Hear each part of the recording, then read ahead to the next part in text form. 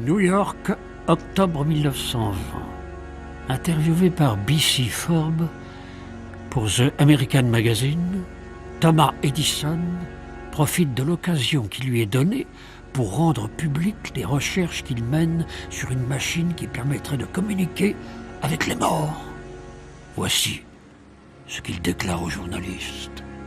Je voudrais fournir aux chercheurs spirites un appareil qui leur permettrait de travailler d'une manière strictement scientifique. Cet appareil est basé sur le principe de la valve. Tout comme un microphone amplifie plusieurs fois le volume et la portée de la voix humaine, ma valve amplifie énormément toute force ou énergie, aussi minime qu'elle soit, par laquelle un esprit pourrait se manifester. Je travaille déjà depuis un certain temps à la mise au point des détails. D'ailleurs, un de mes assistants dans cette tâche vient de mourir. Comme il connaissait exactement le but que je poursuis, je suppose qu'il sera le premier à se servir de mon appareil, à condition bien entendu qu'il soit en mesure de le faire.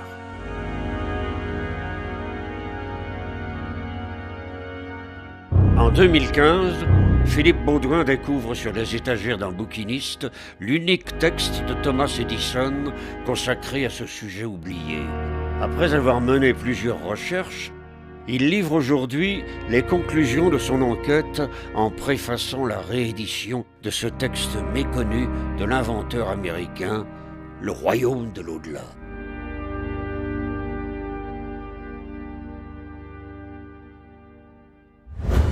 Thomas Edison est l'homme aux 1000 brevets. On lui doit précisément 1093 brevets pour le seul territoire américain. La lampe à incandescence, la pile alcaline ou bien encore le phonographe sont quelques-unes de ses innombrables inventions.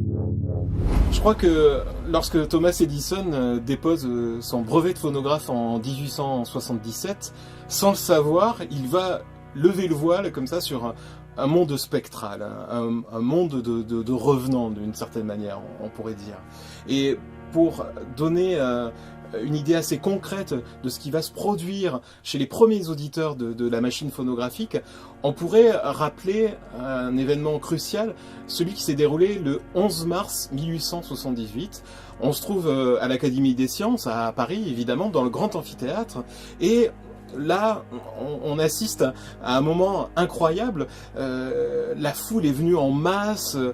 Tous les grands académiciens de l'époque sont là pour venir écouter Théodose du Moncel, qui est physicien, qui est chargé d'opérer cette première démonstration publique de l'appareil d'Edison. Il est accompagné d'un représentant d'Edison venu spécialement en Europe présenter cet appareil-là.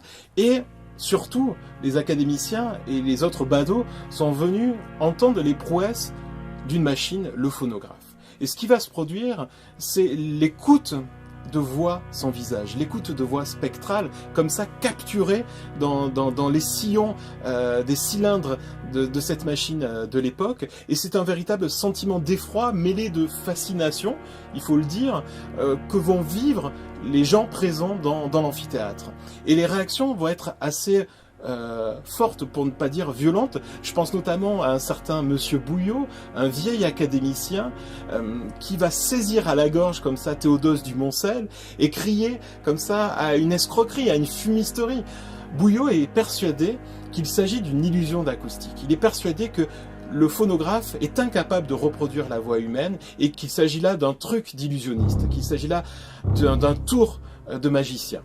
Et on peut le comprendre d'une certaine manière, parce que dans cette seconde moitié du 19e siècle, les savants de l'époque sont encore pétris d'une culture classique, et notamment de tout ce qu'a pu apporter les premiers temps de la philosophie antique, et qui a façonné comme ça leur éducation. Je pense par exemple à Aristote, qui dans son texte, dans son traité de l'âme, explique très clairement que seuls les êtres doués d'une âme, seuls les êtres animés sont capables d'émettre des sons, sont dotés d'une voix. Eh bien, comment, finalement, si l'on écoute Bouillot, comment un appareil serait-il capable de reproduire mécaniquement donc la voix humaine? Donc, D'une certaine manière, le phonographe nous fait littéralement entendre des voix. C'est presque une situation schizophrénique, ou en tout cas, on est enclin à une expérience d'hallucination auditive pour certains à cette époque-là. Mais peut-être qu'une manière de répondre à ce problème se trouve dans ce que Deleuze appelle les machines à fantômes. Il explique assez clairement, en s'inspirant d'un texte de Franz Kafka, d'une lettre que Kafka a adressée à Milena en 1922, Deleuze explique qu'il y a deux manières de communiquer. Il y a les moyens qui permettent de transiter dans un espace. Il parle notamment de l'automobile, du bateau, de l'avion, et puis il parle de nos médias, en fait, des supports qui permettent de véhiculer une information. Eh bien, le phonographe, pour Deleuze, en tout cas, peut être considéré comme une machine à fantômes. Et c'est en cela qu'il va déployer des spectres, des doubles électriques. Le phonographe est presque une machine qui va vampiriser comme ça, qui va ravir la présence pour reproduire indéfiniment l'existence dans une profonde absence. D'une certaine manière, le phonographe, en déployant et en répétant de manière indéfinie des voix sans visage, va donner lieu à une logique de répétition, une logique de revenance, une logique de hantise. On pourrait dire que le phonographe de Thomas Edison va produire des revenants. Thomas Edison est désigné par certains de ses contemporains comme le sorcier de Menlo Park, tant son incroyable maîtrise de l'électricité ne cesse de rayonner sur une société en pleine ébullition. Or, il semble qu'il ait existé un autre Edison, plus sombre, plus torturé. Un Edison fasciné par les phénomènes occultes et les pouvoirs de l'esprit. Il y a un Edison qui s'est intéressé avec une certaine fascination morbide pour la question du seuil de l'existence humaine. À partir des années 1880 jusqu'à sa mort en 1931, Edison a véritablement œuvré dans ce qu'on pourrait appeler une ingénierie de la mort. En 1888, Edison déjà s'intéresse à la reproduction de l'image avec le kinétoscope et le kinétographe qui sont un petit peu les ancêtres du cinématographe. Et puis en 1890, durant ces années-là, il va livrer une guerre mais sans pitié dans ce qu'on va appeler la guerre des courants. Il va livrer un conflit comme ça avec une énergie dingue contre notamment son ennemi juré Nikola Tesla pour prouver la supériorité du courant continu sur le courant alternatif. Edison ne s'arrête pas là. Une nouvelle occasion lui est donnée. Il s'agit de concevoir la première chaise électrique de l'État de New York. Le 6 août 1890, Edison, épaulé par l'un de ses employés, est chargé d'orchestrer la mise à mort du condamné William Kemmler. L'opération est un fiasco. Il faudra attendre de longues minutes et l'administration de plusieurs décharges d'intensité croissante pour que le décès de Kemmler soit constaté.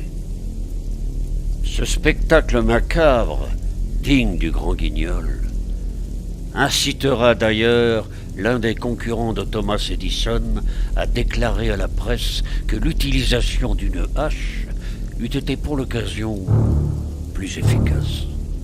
Et puis, Edison ne lâche pas le morceau. Il veut à tout prix remporter cette victoire sur Tesla et Westinghouse, qui représentent le courant alternatif. Il va, Edison, mener différentes électrocutions publiques d'animaux. Et puis Edison, en 1903, va réaliser le premier snuff movie de l'histoire du cinéma. Pour la première fois, il va demander à ses employés de filmer et de mettre en scène, d'une certaine manière, l'électrocution publique d'une éléphante, une certaine Topsy, qui, pour prétexte d'avoir tué un certain nombre de propriétaires d'un cirque, eh bien, comme ça, va être condamné, va être mis à mort devant la caméra. Et on va s'apercevoir, à partir de ce moment-là, et Edison en est véritablement conscient, que l'électricité est un phénomène physique profondément ambigu, dont l'homme va pouvoir tirer toute sa puissance, un phénomène physique qui va permettre de servir l'homme, mais également de l'asservir, voire même de l'annihiler, c'est-à-dire de le faire disparaître. Les villes auxquelles il avait apporté la lumière électrique ne s'étaient pas pour autant débarrassées des spectres qui hantaient leurs ruelles. Ceux-ci avaient seulement changé de demeure. Les câbles électriques et les ondes électromagnétiques leur avaient permis de se déplacer et d'envahir les appartements et les maisons grâce au téléphone, au télégraphe, au phonographe. Le phonographe de Thomas Edison appartient à ce qu'on va appeler l'histoire des machines parlantes. C'est une des premières machines parlantes. De la même manière que le téléphone a permis de communiquer à distance par le biais d'une voix comme ça qui va se transporter grâce aux câbles électriques, le phonographe va reproduire la présence, il va ravir la présence comme ça, il va vampiriser cette manifestation à l'autre par le biais de l'électricité, et d'une certaine manière, il va également concrétiser pour certains ce vieux rêve d'immortalité. On peut dire que le phonographe d'Edison va participer à une tentative de conjurer la mort, et d'une certaine manière de rendre impossible le deuil pour les personnes qui vont utiliser cette machine à cette époque-là. Il y a même certaines familles qui vont avoir une pratique assez étrange avec cet appareil, bien évidemment. Certaines personnes vont enregistrer leurs souvenirs, leurs derniers mots, en fait, par le biais du phonographe, et une fois le jour de leur funérailles, se faire entendre une ultime fois. Et je crois qu'il y a dans cette pratique qui est assez étrange, assez bizarre, le souhait exaucé de son inventeur. Edison, en fait, avait eu quelques idées assez précises autour des premières utilisations du phonographe, et notamment la capacité qu'aurait cette machine d'enregistrer, je le cite, les derniers adieux d'un mourant. Il y a donc, on le voit, un rapport très étrange, très ambigu, donc avec le deuil, avec la mort, qu'entretiennent justement ces pratiques autour du phonographe. On pourrait peut-être rappeler que en 1874, Alexander Graham Bell, avec un certain Clarence J. Blake, vont réfléchir à la possibilité de travailler autour de ce qu'ils vont appeler un phonotographe à oreille. Le projet est resté inachevé, mais c'était assez simple. On prélevait sur un cadavre une oreille, on l'associait à un stylet, lui-même relié à une vitre noircie de fumée, et l'objet était tout simplement de représenter graphiquement les vibrations de la voix. Donc le corps, une fois le décès prononcé, pouvait encore une fois servir comme une machine ou comme une partie de la machine pour reproduire graphiquement, j'insiste bien, pour reproduire graphiquement la voix humaine. En 1920, Thomas Edison, alors âgé de 73 ans, annonce aux journalistes qu'il cherche à construire un appareil scientifique destiné à enregistrer la voix des morts. Donc à partir des années 20, à partir du mois d'octobre 1920, Thomas Edison va déclarer à la presse généraliste et puis la presse scientifique également qu'il souhaite mettre au point une machine pour enregistrer la voix des morts. Cette machine est restée à l'état de projet. On en trouve seulement quelques idées, on connaît très peu de choses sur son apparence, elle n'a jamais reçu de nom. Et cette machine, j'avais choisi de l'appeler le nécrophone, parce que justement, il y a cet imaginaire qui se déploie avec Edison lorsqu'il déclare cela à la presse, un imaginaire d'une machine qui ferait entendre la voix des morts, une machine nécrophonique. Cette machine, Thomas Edison donne très peu de détails sur son apparence. Il explique dans son texte, dans son seul texte autobiographique, ses Mémoires et observations, publié de manière posthume en 1948, donc 17 ans après sa mort, on va retrouver un ultime chapitre, le royaume de l'au-delà, dans lequel il va expliquer que son nécrophone, ou en tout cas ce qu'il lui appelle sa valve va permettre d'amplifier des voix contenues comme ça dans l'éther, dans ce qu'on appelait alors l'éther, des petites entités. Edison parle d'unité de vie, des sortes de résidus de mémoire qui se trouvent comme ça dans l'éther, et que sa valve nécrophonique et son nécrophone va pouvoir capter, saisir comme ça et rendre audible. Il y a l'idée chez Edison, et c'est ça qui le rapproche des spirites, même si lui a horreur des tables tournantes, s'il considère que le Ouija et les planchettes à esprit sont des joujous, hein, c'est le terme qu'il emploie dans son texte. Malgré cela, d'une certaine manière, il va quand même proposer son aide aux chercheurs spirites de l'époque. Le spiritisme, c'est un courant qui voit le jour en 1848. Edison, lui, annonce ce souhait de mettre au point cette invention en 1920. Le spiritisme connaît toujours un certain engouement à cette époque-là. Il va développer, et c'est ça que je trouve presque bien plus important que le simple outil, ce simple nécrophone, toute une métaphysique de l'enregistrement sonore. Il y a cette idée qu'on retrouvait d'ailleurs dans les années 1857 dans le Livre des esprits d'Allan Kardec, le codificateur français du spiritisme, une division tripartite des corps. Il y a cette même idée chez Edison. Il y a le corps, il y a l'âme, et puis il y a ce que Kardec appelle le périsprit. C'est une substance, en fait, semi-matérielle, qui va conserver des souvenirs, qui va conserver la personnalité du défunt, du disparu, et également sa mémoire. Et Edison est persuadé que ce que lui va appeler ces petites unités de vie, eh bien, vont pouvoir être rendues audibles par le biais de cette valve, et même être inscrites sur des sillons. Alors, sa machine, certains vont prétendre être en mesure, plusieurs années après la mort d'Edison, d'en donner quelques images, quelques traits. On va en trouver des croquis dans une revue en 1933, plutôt des illustrations, des dessins, assez beaux d'ailleurs, assez détaillés. Et puis dans les années 60, un croquis comme ça va refaire surface, où on va effectivement voir un cornet qui rappelle un peu le pavillon des gramophones, un petit peu le cornet aussi du phonographe de Thomas Edison, et qui va être relié à une antenne, une sorte d'antenne radio, le tout plongé dans ce que certains vont appeler du permanganate de potassium. Bref, c'est quelque chose d'assez étrange, d'assez curieux, et qui va permettre, Edison, en tout cas on est convaincu dans son texte, de rendre audible la voix des morts.